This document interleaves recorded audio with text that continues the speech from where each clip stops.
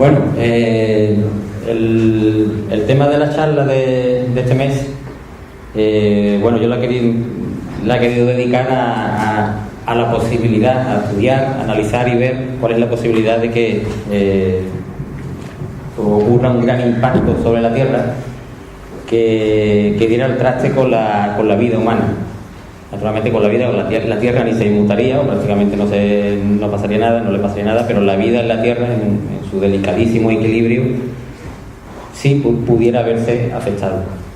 ¿Sería posible, por tanto, que ocurriera un gran impacto en la actualidad? Esto que habéis visto, naturalmente, son trozos de película, no ha ocurrido, pero catástrofes como esta, e incluso muchísimo peor, muchísimo más grave, sí han ocurrido sobre la Tierra. Ahora vamos a ver a Luna. Entonces, tampoco estamos demasiado lejos, ¿no? Ni demasiado, no estamos demasiado alejados de que pudiera de alguna forma ocurrir de nuevo, ¿no? De todas formas, vamos a analizar qué es lo que tenemos, qué es lo que contamos, y al final pues concluimos si realmente qué pensamos, si es posible que ocurra o que no ocurra. Si nos pudiéramos dar un paseíto por el sistema solar, pues nos daremos cuenta enseguida de que todos los planetas rocosos están dañados, están con unas cicatrices enormes. Aquí vemos, por ejemplo, Mercurio, que está totalmente acribillado. Estos son cráteres, todo lo que veis aquí son cráteres de impacto. Todas esas estructuras circulares con un puntito en medio son todos cráteres de impacto. Veis en la fotografía de la derecha, pues Mercurio está totalmente acribillado, una superficie muy similar a la de la Luna. Si miramos Venus es muy difícil de observar porque la capa de nube que tiene es enorme, pero las sondas que han aterrizado allí, que han durado, como quien dice, 10 minutos por la intensa lluvia de ácido sulfúrico que tiene, pero las cámaras han podido captar también cráteres de impacto, incluso en lo que es la superficie de Venus. Si observamos Marte, pues igualmente, Marte está también acribillado a cráteres, ¿no? Todo eso son estructuras de impacto, de haber chocado un objeto contra Marte. Pero es que si nos fijamos también en los pequeños satélites de Marte, Phobos y Deimos, observamos que los pobres, por pequeños que sean, pues tienen unos pocos de kilómetros de diámetro, no son demasiado grandes, tampoco se escapan de tener cráteres. Fijaos, por ejemplo, Phobos, el enorme cráter de impacto que tiene, que bueno, eso lo podía haber partido por la mitad perfectamente. Y por supuesto Deimos tiene también sus pequeños cráteres. Seguimos nuestro viaje alrededor del Sol, nos estamos alejando del Sol. Júpiter, naturalmente Júpiter es un planeta gaseoso, entonces las señales de impacto pues no se quedan. O sí. Luego vamos a ver una transparencia, vamos a ver una diapositiva en la que también han aparecido restos de impacto en Júpiter. Os parecerá increíble, pero ahora lo vamos a ver. Sin embargo, si observamos cualquiera, he puesto solamente Europa, pero si observamos cualquiera de sus lunas, observamos cualquiera de sus satélites, pues observamos también estructuras de impacto, cráteres de impacto.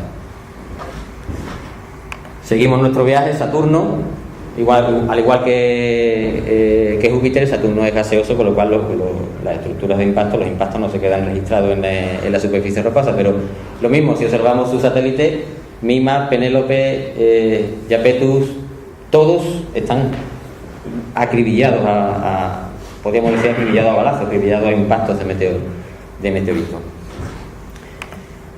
Fijaos que incluso los asteroides, que son el gran protagonista de esta charla, y a los que tanto en principio deberíamos de temer, también han sido objeto de impacto. O sea, y los propios asteroides se libran de los impactos. Por supuesto, nuestra querida Luna, pues no tenemos más que echar un vistazo con unos simples prismáticos y le podemos observar infinidad de estructuras de impacto. Y además esas estructuras de impacto parecía que ya habían dejado de formarse esos cráteres de impacto, pero un vídeo captado en septiembre del año pasado, precisamente por un compañero de aquí de Sevilla, José María Madiedo, descubrió un nuevo cráter de impacto. Un objeto de aproximadamente 1 metro de diámetro impactó en la superficie de la Luna, Pero además esto es un acontecimiento verdaderamente histórico porque además de, bueno, previamente se había detectado con una cámara de vigilancia, se había detectado el impacto. Fijaros donde señala la flecha, el impacto. Esta es la superficie no iluminada, la superficie que está en sombra de la Luna, y fijaos el enorme impacto, uno de los impactos más grandes que se han registrado en la Luna. Lo pongo otra vez porque la verdad es muy curioso.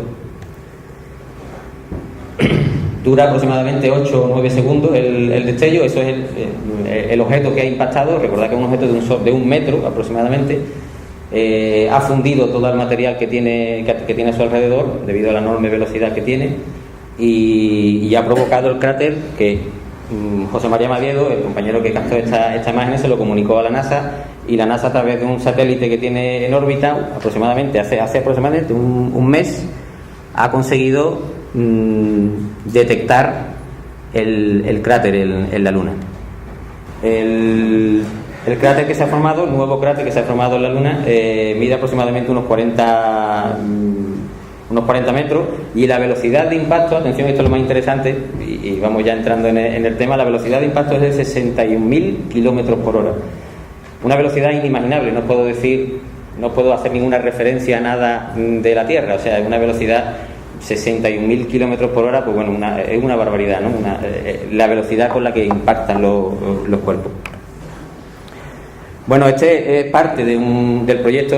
José María Madiedo tiene instalado el proyecto Midas, que está vigilando permanentemente la superficie oscura de la parte no iluminada de la Luna, precisamente para vigilar, para descubrir este tipo de esto. Tenía acceso a la página web, podéis ver, no ha sido el único impacto, él ha registrado varios impactos, pero sí ha sido la primera vez que se ha registrado el impacto y posteriormente se ha visto el cráter. Y bueno, y en nuestra querida Tierra, la he dejado para el final, naturalmente, pues somos los protagonistas. ¿Dónde están los cráteres de impacto? Porque hemos visto que todos los planetas rocosos han sufrido millones de impactos, han estado siempre sometidos a una intensa lluvia de meteoritos. La Tierra tiene cráteres de impacto, bueno, tiene muy poquitos, pero no porque no haya sido acribillada durante toda la vida desde casi que se formó. Lo que pasa es que la Tierra, creo que ya lo estáis imaginando, el 70% de la Tierra es agua. Los cráteres, los meteoritos que caigan en el agua no dejan ningún tipo de señal. Y además la Tierra es un planeta vivo, está continuamente en evolución, la tectónica de placas está moviendo continuamente toda la corteza terrestre, la vegetación, los animales, en fin. La Tierra está continuamente cambiando, de tal forma que se han borrado todas las huellas de impacto, todos los cráteres de impacto, o la gran mayoría de los cráteres de impacto se han borrado de la Tierra. Pero aún así todavía hay cráteres de impacto. Hay aproximadamente 176 descubiertos, ¿vale? Están, ya os digo, ahora vamos a ver algunos, pero están los pobres muy, muy deteriorados. Fijaos la cantidad de impacto que hay en Norteamérica. En España creo recordar que había, por Cataluña creo que había un cráter de impacto, pero era prácticamente, no se podía distinguir de lo que es el entorno, ¿no? En fin, Australia, en total 176, pero ya digo, la Tierra ha sufrido los mismos bombardeos o más que la Luna, puesto que la Tierra es más grande y por lo tanto un objetivo más fácil de alcanzar. Sin duda el cráter más característico que hay en la Tierra es el cráter Barringer, está en Arizona. Y fijaos pues, qué nuevo es todo lo que estamos hablando, que hasta hace, yo creo que aproximadamente unos 50 años no se estaba seguro si eso era una estructura de impacto o era una caldera volcánica. Hasta que se pusieron a buscar un mineral que únicamente se forma a unas presiones elevadísimas, que se llama coesita, que únicamente está a los alrededores de sitios que han sufrido pues este tipo de fenómeno tan violento. Es una especie de cuarzo muy, muy, muy, muy concentrado, muy, muy aplastado, y bueno, en el momento que encontraron coesita todo alrededor del cráter, pues bueno, se dedujo que podía ser realmente no una caldera volcánica, sino realmente los restos de un impacto. Efectivamente es un cráter que se formó hace 50.000 años, es reciente. Aquí tenemos que cambiar un poco el chip de las distancias y del tiempo. 50.000 años en términos astronómicos es nada. Este cráter se formó ayer, como quien dice, ¿no? Y estuvo originado por un objeto de unos 50 metros de diámetro aproximadamente. Fijaos, un objeto de 50 metros ha provocado un cráter de más de 1000 metros, casi 1 kilómetro, más de 1 kilómetro de diámetro. La energía, lo estoy repitiendo continuamente a lo largo de la charla, la energía que estamos manejando en este tipo de acontecimientos es brutal. ¿Cómo puede un asteroide tan solo de 50 metros de diámetro provocar un cráter tan grande? Pues veremos ejemplos mucho más crueles, digamos. Hay más cráteres. Este es una fotografía. Lo que pasa es que este cráter está sumergido en una fotografía especial, no una fotografía directa a través del satélite. Y este cráter es uno de los más interesantes, porque parece ser que, bueno, ocurrió hace 65 millones de años, y parece que ese es el cráter que produjo el meteorito que acabó con los dinosaurios. No sé si conoceréis el tema.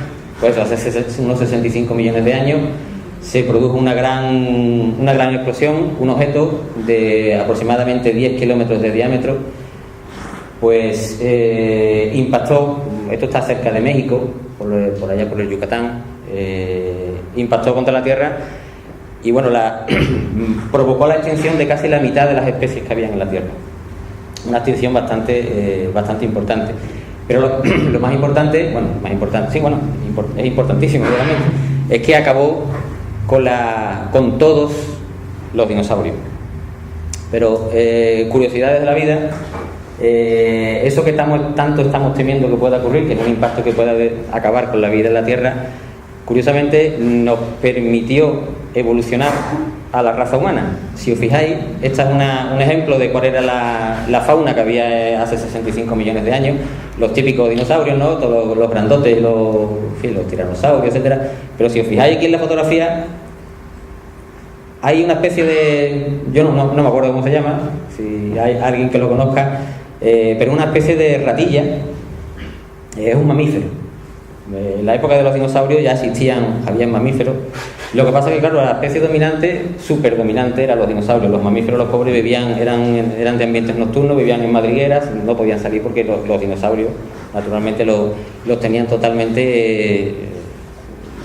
tenían que esconderse, ¿no? Porque si no se los comían. Con la caída de este meteorito y al extinguirse los dinosaurios, los mamíferos empezaron a evolucionar y han dado lugar a lo que hoy somos la raza humana. O sea que, bueno, un asteroide y un impacto con escala a nivel planetario posibilitó la evolución de la raza humana. Bueno, este impacto pues fue brutal, pero han habido extinciones muchísimo mayores de la de hace 65 millones de años. Han habido una extinción provocada también por la colisión con un meteorito del 90% de las especies vivas. Eso ocurrió ahora hace, creo que eran unos 200 millones de años aproximadamente. O sea que los impactos grandes, los impactos catastróficos a escala global se han ido repitiendo a lo largo de la historia de la Tierra. Ocurrió hace 65 millones de años, no se conoce un impacto de esta característica posterior hasta la actualidad. Aquí hay otras estructuras de impacto, veis que están todas muy deterioradas, por lo que os he comentado antes, ¿no? El agua, la lluvia, las tectónicas de placas, la vegetación, todo hace que todas las estructuras de impacto vayan desapareciendo con el tiempo. Bueno, ¿y por qué tanto? ¿De dónde viene el tema de tantísimo impacto, tantísimos choques y tantísimas cicatrices, ¿no? Bueno, pues nos tenemos que remontar un tiempo atrás. Nos tenemos que remontar nada más y nada menos que al origen del sistema solar, para entender qué es lo que ha pasado y qué es lo que puede estar pasando en la actualidad. No se está muy seguro de cómo se formó el sistema solar, pero sí una de las teorías que tiene más adeptos es que se formó a partir de un disco de materia que empezó a girar en torno a su centro. Posiblemente, bueno, eso ya es mucha teoría, posiblemente estos restos de materia que estaban en el cielo, en el universo, posiblemente provenieran de la explosión de una supernova, y esos restos se fueron concentrando en torno a un centro, empezaron a girar en torno al centro de masa, empezó a formarse el Sol en el centro, y alrededor empezó a girar cada vez más rápido porque este disco de materia empezó a hacerse cada vez más pequeño. A medida que se hace más pequeño, por el principio de la energía se va haciendo cada vez más veloz el momento angular. La velocidad de giro era cada vez mayor. Las partículas en un principio empezaron a adherirse por fuerzas electrostáticas, empezaron a pegarse por fuerzas electrostáticas poco a poco, a medida que se conseguían masas grandes. La gravedad era la que atraía cada vez más los cuerpos, de tal forma que se fueron formando poquito a poco, planetesimales, que se llaman. En un principio habían 100 o 120 planetesimales, pero fueron colisionando entre ellos, formando los planetas que actualmente forman el sistema solar. Es decir, que esto de los impactos no es una cosa nueva, no es una cosa que pasara un momento, sino que durante aproximadamente 3.000 millones de años, hay poco, de los 4.500 millones que tiene el sistema solar, los impactos han sido la orden del día. La materia que estaba girando en torno al Sol se ha ido poquito a poco cayendo sobre los planetas, impactando sobre los planetas. De ahí están los cráteres que estamos viendo, que hemos visto en todos los planetas, hasta dar lugar al sistema solar que actualmente tenemos. El tema es que todavía hay escombros. Igual que cuando una obra se termina, quedan escombros de ladrillo, quedan restos de la obra, pues lo mismo del sistema solar, todavía quedan escombros, quedan ladrillitos, quedan partículas que están continuamente cayendo sobre la Tierra. Es decir, que esto de los impactos no ha terminado todavía. Naturalmente ha disminuido muchísimo. Durante 3.500 millones de años aproximadamente, los impactos han sido terribles. Las velocidades que se manejaban provocaban la fusión literal de los cuerpos que chocaban. Hubo un impacto muy característico en la Tierra hace aproximadamente 3.000 millones de años, 3.500 millones de años, no lo recuerdo muy bien, pero vamos, 500 millones de años más o menos, tampoco. En el que la Tierra chocó, o un cuerpo del tamaño de Marte aproximadamente, chocó contra la Tierra. Chocó en un ángulo tal que le desgajó un trozo de la Tierra mezclado con el planeta similar a Marte, que bueno, le han puesto nombre, se llamaba Cea. Le arrancó un trozo y todo a la Tierra, un trozo grande. Este trozo quedó girando en torno a la Tierra y ha dado lugar a lo que hoy es la Luna. O sea que nuestra vecina, nuestra querida Luna, se ha formado como consecuencia de un terrible impacto, además un impacto, ese impacto contra un planeta, porque ya era prácticamente un planetesimal, que era prácticamente del tamaño de Marte, literalmente fundió la corteza terrestre. El impacto fue tan violento que ambos cuerpos se fundieron, el trozo saltó fuera al espacio, y durante varios millones de años la Tierra estuvo pues como lava, estuvo ardiendo, hasta que poco a poco se fue enfriando. Bueno, los mares que ya existían se evaporaron por completo, se quedaron en la atmósfera, y con el tiempo la Tierra se fue enfriando, esos mares volvieron otra vez, el agua volvió a licuar, y empezaron en una lluvia que duró 10, 15 o 20.000 años sin parar, hasta que se volvieron otra vez a formar los mares. Es decir, el impacto fue terrible. Y no ha sido el único, o sea, han habido muchísimos más impactos a lo largo de la historia. ¿Qué consecuencias tendría un impacto de un cuerpo? Bueno, en este caso ahí en la diapositiva he puesto unos 500 kilómetros. Bueno, el impacto de un cuerpo de 500 kilómetros podemos olvidarnos prácticamente de la vida en la Tierra. Las consecuencias serían inmediatas. La Tierra literalmente se evaporaría. Perdón, no la Tierra, la superficie de la Tierra. La roca se convertiría en vapor de roca. La onda de choque de este vapor de roca daría la vuelta por completo a la Tierra pues, se incendiaría por completo, se convertiría en una bola de fuego. Lo mismo que ocurrió cuando chocó con la Luna, o con lo que fue después la Luna. Pero quizás reduciéndonos a una escala un poquito menores, porque tampoco las posibilidades de estos impactos, de este tipo de impactos, son muchísimo menores, si no nulas. El tamaño crítico para que un cuerpo pueda provocar daños a escala planetaria es de aproximadamente 1 kilómetro. Ese es el tamaño límite digamos, a partir del cual el cuerpo también, naturalmente, dependiendo del material del que esté hecho el cuerpo, si no es lo mismo que sea roca o que sea hierro, o bien las velocidades, no es lo mismo que sumar velocidades que restarlas, no es lo mismo que la Tierra y el cuerpo choquen, con lo cual las velocidades se sumen a que el cuerpo alcance la Tierra por detrás. Pero aproximadamente en torno al kilómetro se considera que el cuerpo puede provocar ya daños a nivel planetario. ¿Qué daños serían estos? Porque estamos hablando de un cuerpo, pues bueno, quiera que no, son mil metros, ¿verdad? Que tampoco es la cosa más grande del mundo, ¿no? Es un cuerpo relativamente pequeño.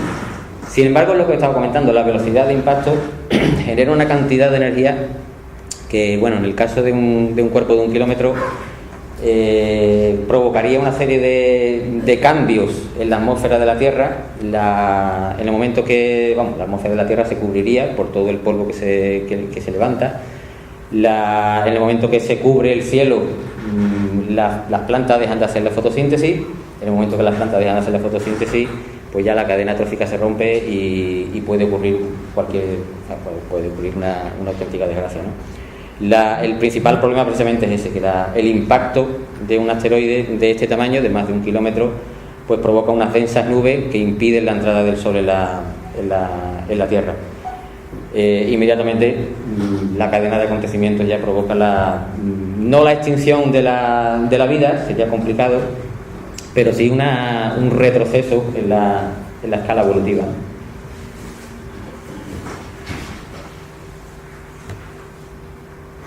Bueno, fijaros, es curioso porque, bueno, los impactos no serán tan terribles, pero anualmente caen en la Tierra entre 3 y 10 millones de toneladas de material del espacio exterior, material interplanetario que se llama. Es muchísimo. Lo que pasa es que la mayoría cae en forma de, bueno, casi polvo, de asteroides, restos de cometas, etcétera, etcétera. Pero fijaos qué cantidad tan enorme de material anualmente. Lo habréis visto todo en el cielo, si habéis visto alguna vez las Perseidas, o habéis ido a ver alguna lluvia digo las Perseidas porque suele ser la lluvia de meteoros más típica, ¿no? Porque en verano veis estas trazas que dejan las partículas que hay en el espacio interplanetario, que al chocarse con la Tierra pues se incendia, ¿no? La Tierra tiene una ventaja enorme frente a otros planetas, y es que tiene una atmósfera que, por pequeñita que ésta sea, nos libra de muchísimos impactos, afortunadamente. Impactos se producen, e incluso hay registrados cometas impactando contra el Sol. Desde la cámara SOHO se observan perfectamente, veis ahí los cometas cayendo en el Sol. Eso, bueno, si cualquiera de estos dos cometillas hubiese caído sobre la Tierra, las consecuencias hubieran sido bastante catastróficas. Es curioso el impacto. También hay, ya os digo, muchísimos vídeos en internet sobre caída de trozos de roca. Algunos son verdaderamente espectaculares. La atmósfera desintegra casi por completo el cuerpo que entra. Como veis, en este caso, pues lo ha desmenuzado en 1000 pedazos, y prácticamente son muy pocas las rocas que puede llegar al suelo. Este es especialmente impresionante, pues fijaos qué maravilla el cuerpo que entra en la atmósfera se ralentiza muchísimo. La atmósfera prácticamente lo para en el aire, de tal forma que cuando termina de arder, por el roce con las partículas de la atmósfera, por el aire, cuando termina de arder, el cuerpo cae a plomo, no cae produciendo un impacto. Es como si tirásemos una piedra desde un avión, exactamente igual. Solo los asteroides, solo los cuerpos o los objetos de mayor tamaño son capaces de, esto que hemos estado hablando, de 1 kilómetro o más, les da igual la atmósfera, o sea, no le produce ningún tipo de ralentización, y caen a plomo sobre la Tierra. Pero el 99% de todo este material cae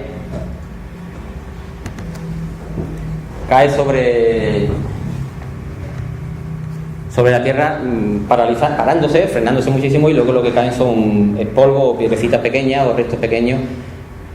Fijaos que ya os digo, hay muchísimo de esto, es curioso verlo por internet porque hay muchísimas cámaras que registran. Esa es la luminosidad que ha provocado. Bueno, no tenemos que irnos muy lejos, esto está en Madrid, esto no hace mucho, hace 3 o 4 años. Estaban los turistas ahí que si se hacen la foto, que si no, y realmente la bola era espectacular, incluso con una explosión y fragmentación del cuerpo. Normalmente se suelen recoger fragmentos, tiene que ser gente, son gente experta las que se dedican a este tipo de... Hay muchísimos vídeos, yo he recogido algunos.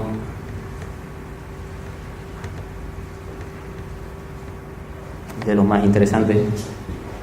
Veis que ahí hay fragmentación incluso, y ahí es lógico, es normal que se produzcan explosiones, pero todos estos meteoritos que están cayendo son de reducido tamaño, son de torno a 5, 6 metros, 7 metros. Recordad que nuestro límite está en 1 kilómetro, y de esto ya os digo que caen millones de toneladas al año. En Valencia hubo no hace mucho también otro meteoro. Este se asusta y echa la cámara al suelo casi. Tiene que impresionar, la verdad que tiene que impresionar estar tan tranquilo y verte de repente ese bólido. Yo estoy deseando verlo, la verdad, no lo he visto y no me importaría verlo. Es una simple aclaración, bueno, para conocer términos y la diferencia entre meteoroide, meteoro y meteorito. El meteoroide es el cuerpo que está en el espacio y está potencialmente peligroso, digamos, que puede entrar en la atmósfera de la Tierra y puede caer a la Tierra. Eso se denomina meteoroide, puede ser un cometa o un asteroide. El meteoro es el fenómeno luminoso que vemos cuando ese objeto entra en la atmósfera y por fricción se incendia y produce luces, explosiones y fragmentaciones. Y meteorito lo llamamos ya cuando ese objeto que ha entrado en la atmósfera era lo suficientemente grande como para poder llegar hasta la Tierra. Entonces, cuando lo podemos coger con la mano, entonces cuando podemos hablar de meteoritos. No existen meteoritos dando vueltas en torno habrá el objeto que sea, serán cometas o serán asteroides, pero no son meteoritos. Meteoritos cuando lo podemos coger con la mano. Grandes impactos en la actualidad. Poquitos, muy poquitos, prácticamente uno. Y ocurrió hace ya bastante tiempo, en época, vamos a referirnos ya a época del sistema solar, en 1908, pues ayer mismo, vamos a última hora. Es un gran enigma, yo no sé si lo habréis escuchado, el fenómeno o el caso Tunguska. Ocurrió el 30 de junio de 1908 en todo el medio de la Siberia de Rusia, en un lugar inaccesible. Creo que tardaron 10 años en llegar allí la primera expedición, pero bueno, allí lo que se escuchó fue una enorme explosión. Se registraron ondas sísmicas por alrededor de todo el globo terráqueo. Se produjeron noches blancas debido a la ionización de la atmósfera por la entrada de ese cuerpo. Se detectaron incluso perturbaciones del campo magnético a 900 kilómetros de distancia. O sea, allí había caído algo realmente grande, ¿no?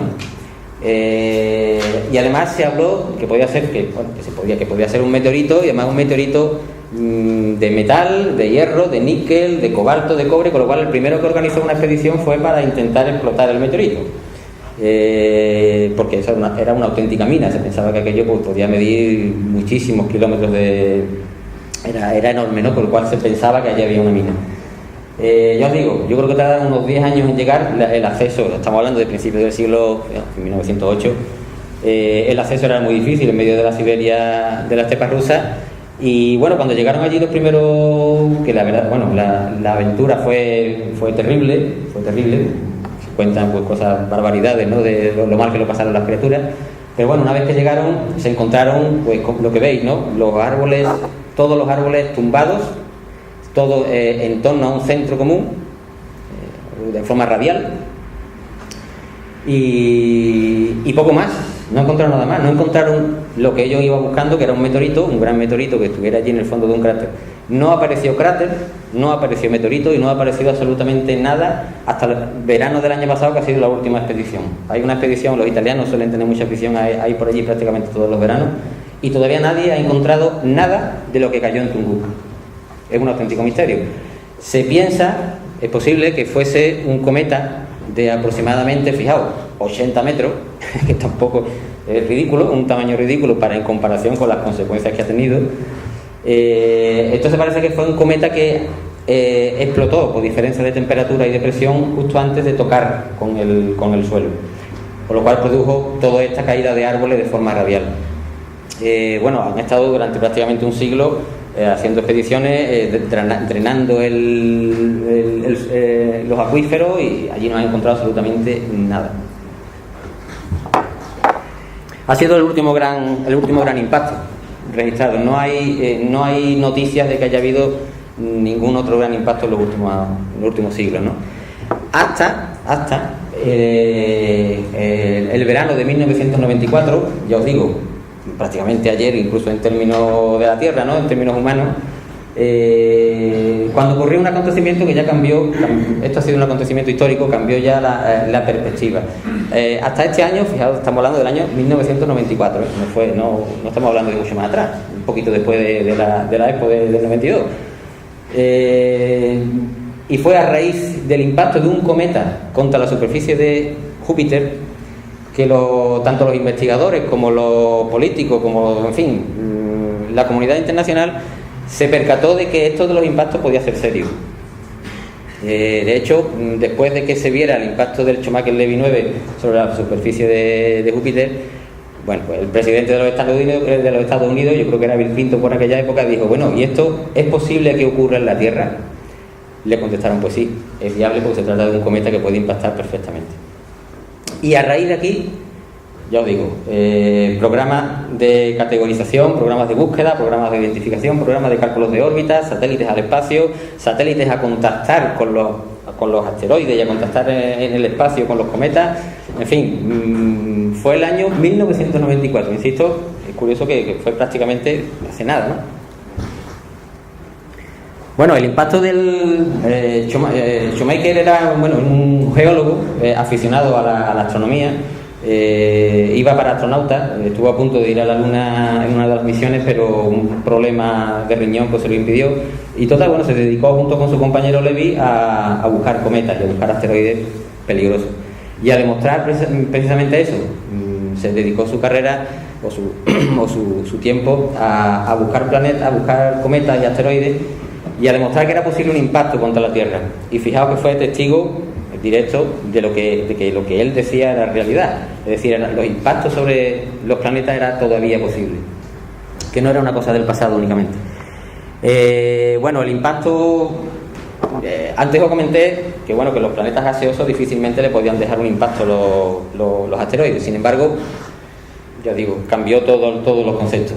Estos puntos de aquí son impactos. El cometa se desintegró porque pasaba muy cerca de Júpiter, y la enorme gravedad de Júpiter lo que hizo fue desintegrarlo en 20 y tantos trozos. Y uno a uno fueron cayendo sobre la superficie de Júpiter. Estuvieron expectantes en directo, muchísimos investigadores decían que ahí no iba a pasar nada, que Júpiter, con el diámetro que tiene, cómo se iba a inmutar siquiera por el impacto de un simple trozo de roca que puede tener 20 o 30 metros perfectamente. Entonces había científicos que decían que no, que allí no pasaba nada, que no iba a pasar nada y que no se iba a ver nada. Sin embargo, otros que decían que sí. Pues Schumacher, que decía que sí, que aquello iba a ser un choque violento, y efectivamente tenía razón. Fijaos las cicatrices que dejaron, y fueron cicatrices que duraron varias semanas en la superficie del planeta.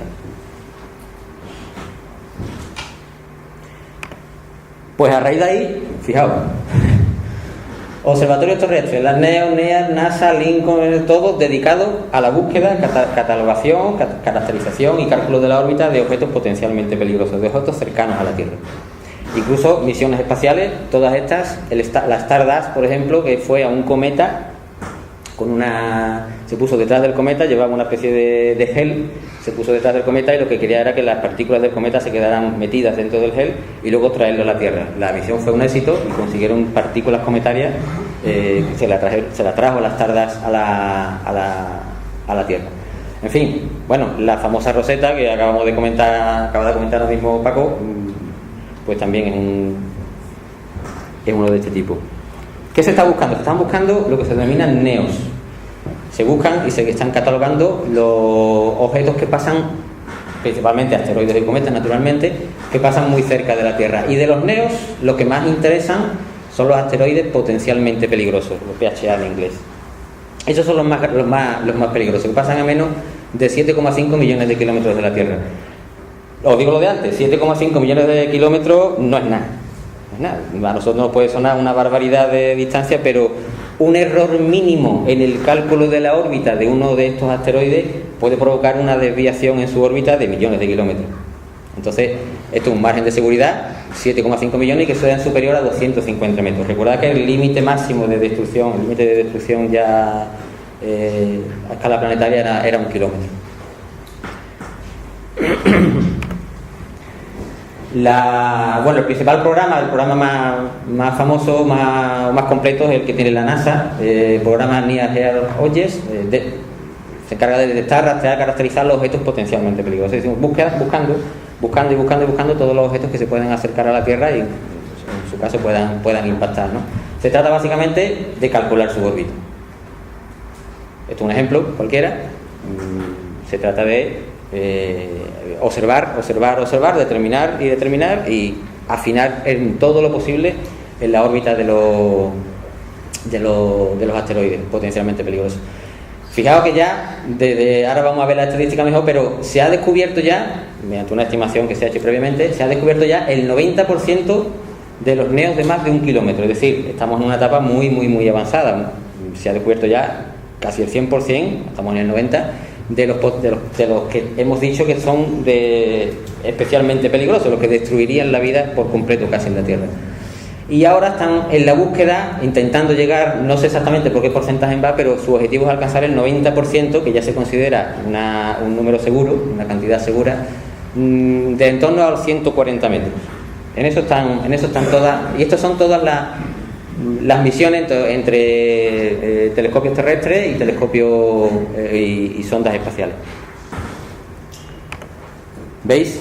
Lo que decía, a partir del año 95, que cuando impactó el Chomekil Levy 9 contra Júpiter, pues fijaos, eso se llama asustarse realmente. Eso se llama, no voy a decir otra palabra, pero va a ser más sonante, Fijaos la cantidad de cuerpos potencialmente peligrosos que se han ido descubriendo.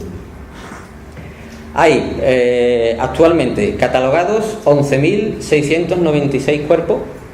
La mayoría son asteroides, creo que 11.600 son asteroides, los otros son cometas. 863, de los cuales son más de 1 kilómetro, y 1.500 son del tipo PHA, que son asteroides que se acercan muchísimo a la Tierra, asteroides potencialmente peligrosos. Hay muchísimo trabajo ya hecho, pero todavía queda algo por hacer.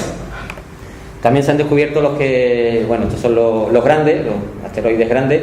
Fijaos que hubo un pico y después ya, cada vez cuesta más trabajo. Invirtiendo el doble de tiempo se encuentra muchísimo menos, porque naturalmente ya se han encontrado la mayoría. Bueno, y nosotros, aquí también tenemos nosotros muchas cosas que decir, los aficionados a la astronomía.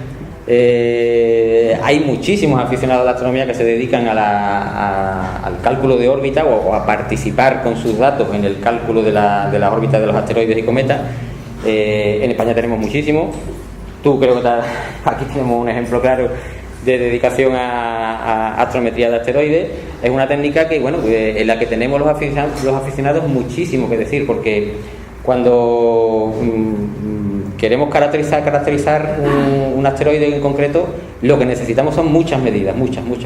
Medirlo continuamente se les llama astrometría. Medirlo en el cielo, medir sus coordenadas, medir cómo evoluciona su órbita, porque estos son siempre datos estadísticos. Cuanto más datos tengamos, menor será el error.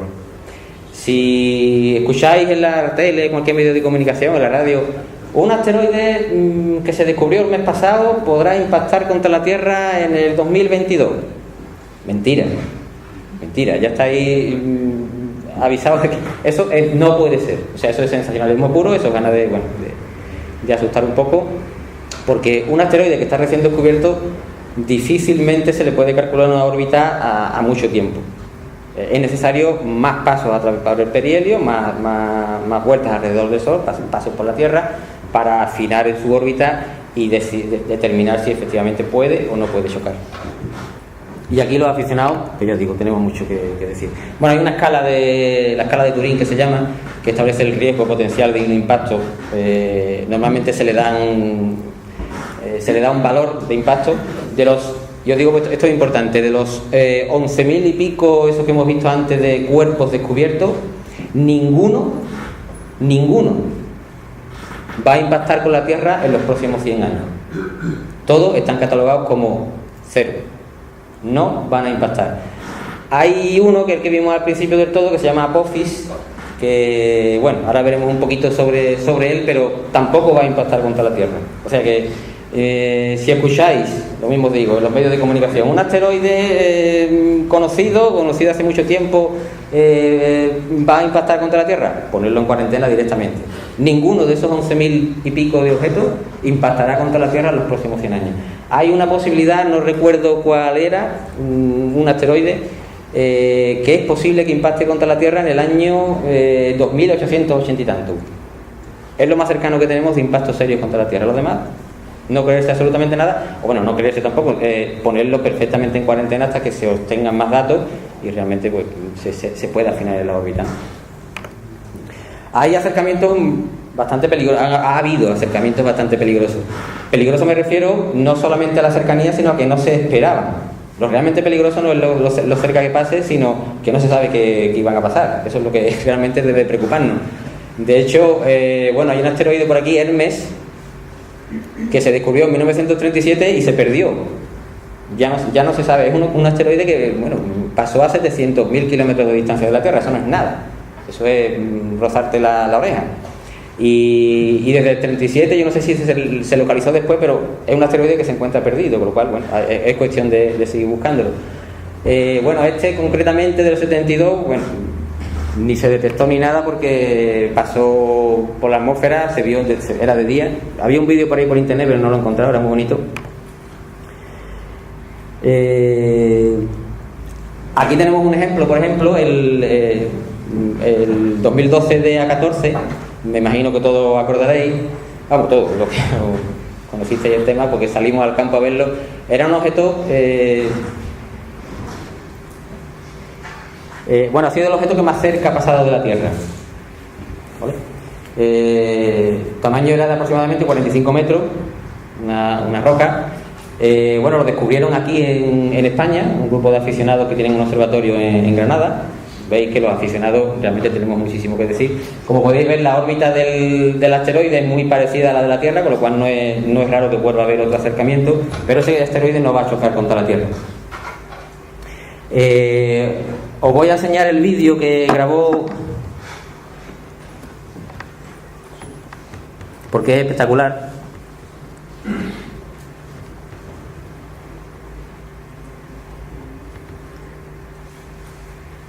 Nuestro amigo Daniel, que además se lo pusieron como apodo. ¿Veis vamos a ponerlo desde el principio? ¿Veis ahí el asteroide desplazándose en el fondo de estrella? Es un time-lapse, o sea, el periodo es 1 hora y 3/4, pero fijaos cómo se nota perfectamente cómo se acerca a la Tierra y ahora se está alejando. Ahí ya casi se está perdiendo. Es espectacular, una toma extraordinaria de Daniel. Este otro caso bastante curioso y único, el 2008 TC3, es es la primera vez que se detecta un asteroide que va a impactar en la Tierra. Era pequeñito, naturalmente, no sé si era algunos metros, 4 o 5 metros, no recuerdo bien, pero creo que sí, 5 metros de diámetro. Pero es la primera vez que se consigue detectar el asteroide en el cielo. Ahí tenéis el trazo. Inmediatamente después de hacer esta fotografía, los aficionados son aficionados también de la Sagra en España. Después de detectar el trazo del asteroide, el asteroide entró en la sombra de la Tierra, ya no se pudo detectar, pero se calculó perfectamente dónde iba a impactar, que en un principio parecía que iba a impactar aquí en la cerca de, o iba a pasar cerca de, por el estrecho de Gibraltar, pero al final se determinó que en principio iba a impactar sobre Sudán. Y así fue. Dejó una enorme estela, estamos hablando de 5 metros, una piedra de 5 metros, fijaos la estela que dejó, el impacto que registró, que recogió un satélite meteorológico. Se liberó 1000 toneladas de la energía equivalente a 1000 toneladas, la explosión de 1000 toneladas de TNT a 1000 toneladas. Esto es la energía que liberan 100 toneladas de explosivos.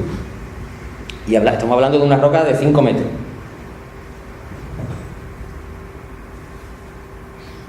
...10 veces más que eso. El impacto es...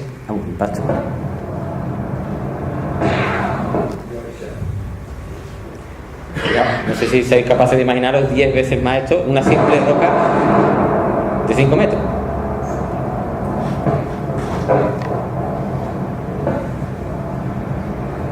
Como veis, las piedras alcanzan perfectamente la velocidad del sonido y rompen la barrera, vaya. Pues esta pequeña piedrecita es lo que provocó. De hecho ahí lo veis en el satélite. Inmediatamente se inició la búsqueda de los posibles trozos de una roca de 5 metros en medio del desierto de Sudán, que creo que además había por allí, pues, en fin, había problemas políticos y fijaos, bueno, ahí pues por ahí tiene que haber un trocito de roca, no muy grande, porque si el trozo que cayó eran 5 metros, lo que vamos a encontrar pues no va a ser mucho, ¿no? Y ahí está, eso es lo que encontraron. Una roquita, yo no sé lo que tendrá eso, pero felices y contentos por haber encontrado algo. Y ya os digo, era la primera vez que se detectaba un asteroide, una roca en este caso, se preveía dónde iba a caer y se iba a ese sitio y se recogía ese trozo. Esto estamos hablando de 2008. Apophis. Bueno, Apophis es un ejemplo de lo que os he estado comentando. De enseguida salta las noticias sensacionalistas a la mínima de cambio, ¿no?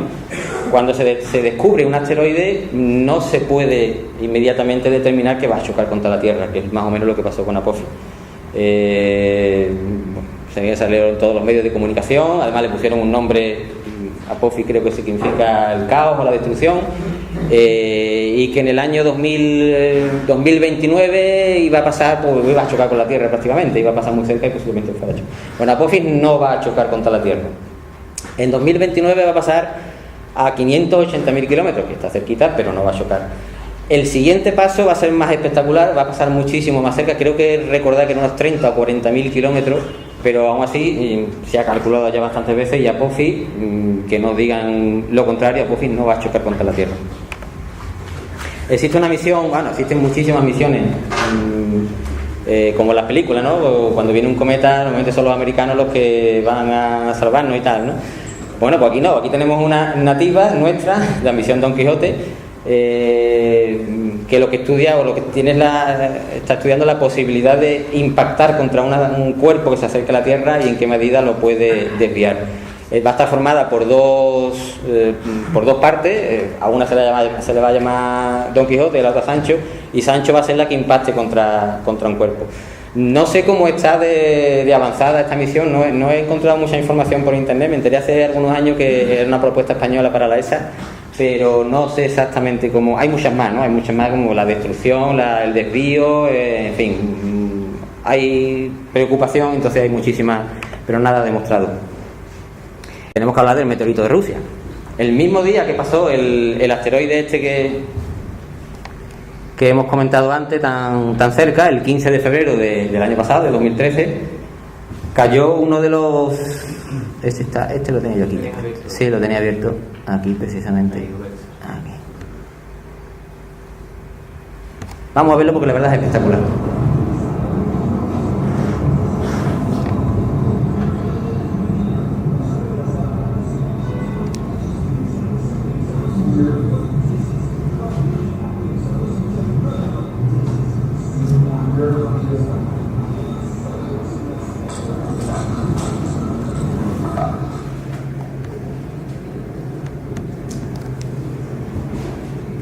Enorme la bola de fuego que hay. Fue curioso porque fue el mismo día que pasó el asteroide y se pensó que era un trozo del asteroide o que venía el asteroide acompañado y que, en fin, ya un poco empezó también el sensacionalismo un poco a... Pero nada tiene que ver el asteroide con este meteorito, no tiene absolutamente nada que ver.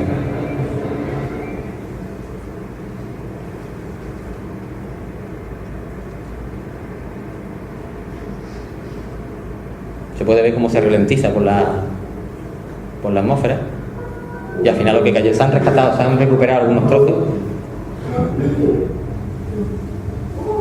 Y aquí quisiera que vierais un par de cositas. Primero que los rusos son difícilmente impresionables porque bueno, se llega a caer aquí en Sevilla y los gritos y esto es lo que queríamos ver. Momento del impacto, no. Ahora lo vamos a ver.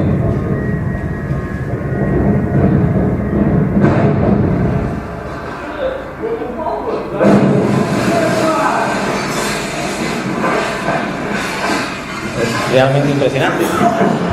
Pero eso no es...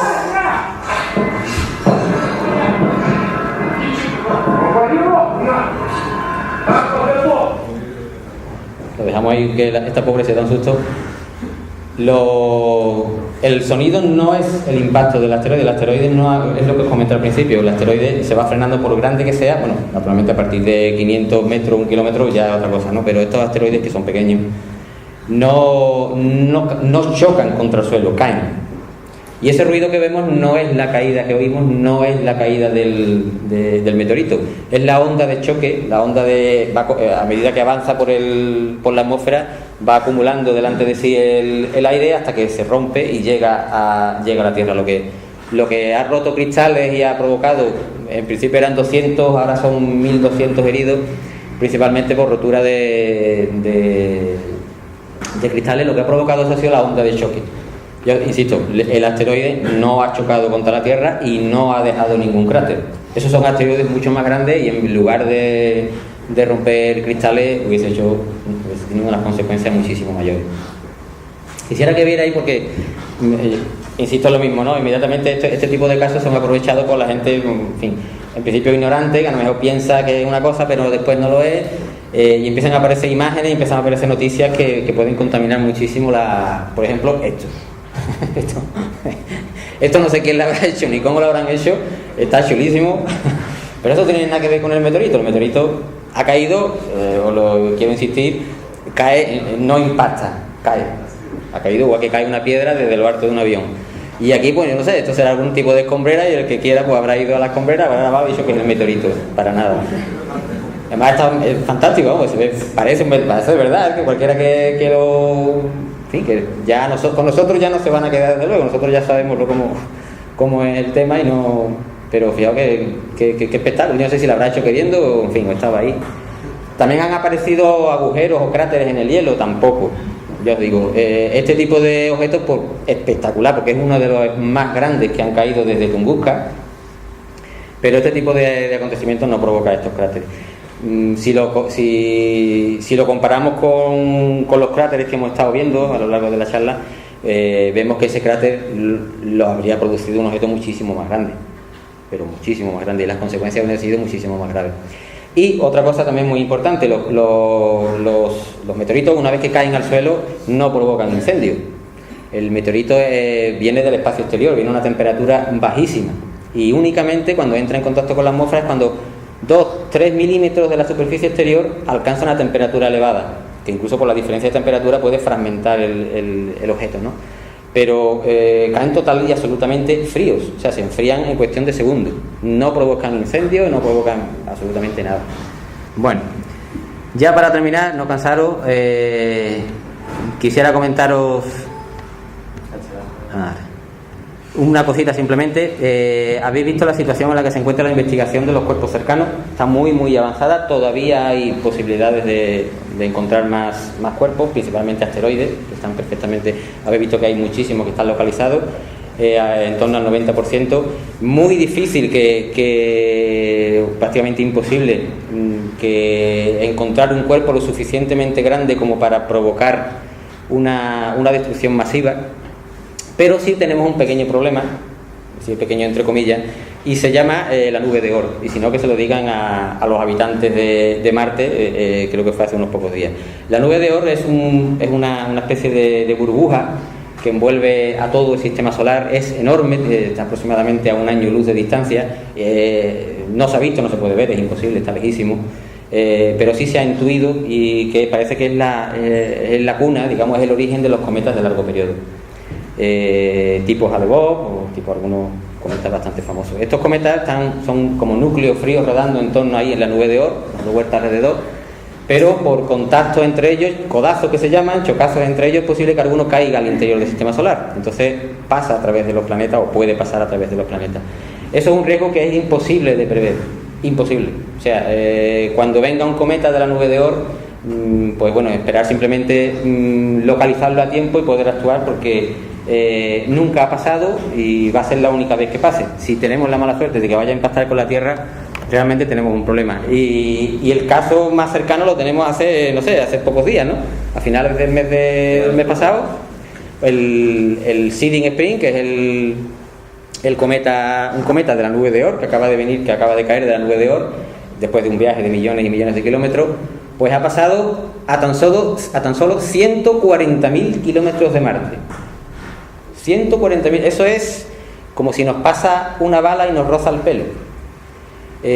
Por pequeño que sea, porque bueno, este cometa es un cometa pequeño, pero el impacto de un cometa, por pequeño que sea, las consecuencias hubieran sido bastante graves. Afortunadamente, aunque hubiera impactado, no hubiera pasado nada.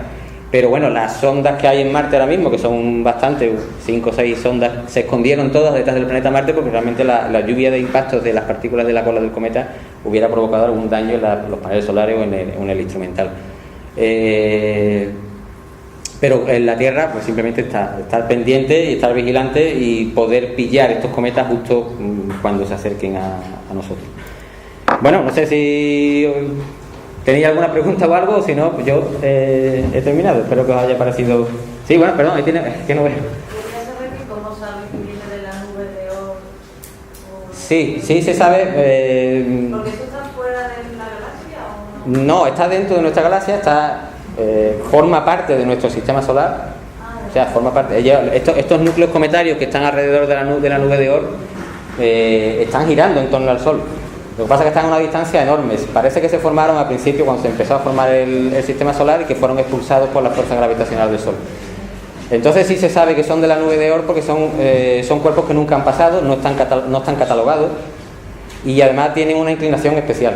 Tienen una inclinación con respecto al plano de la eclíptica distinta al resto de los cometas. Entonces se conoce que han pasado varios, algunos de los que hemos visto que han impactado contra el Sol provienen también de la nube de Oort. Y es un peligro que nosotros no podemos, una incertidumbre total, porque no sabemos cuándo va a venir un cometa de estos. El último fue espectacular, el Hale-Bopp, el cometa más observado de la historia, el más espectacular. No, es muchísimo más amplio que el sistema solar. Está a una distancia que es imposible de ni fotografiar ni ver nada, no se puede hacer nada. Se intuye por las características de los cometas que vienen de allí, que son cometas que pueden tener el plano de la eclíptica puede ser de 90 grados, puede ser de 80 grados, en fin, que eso se conoce.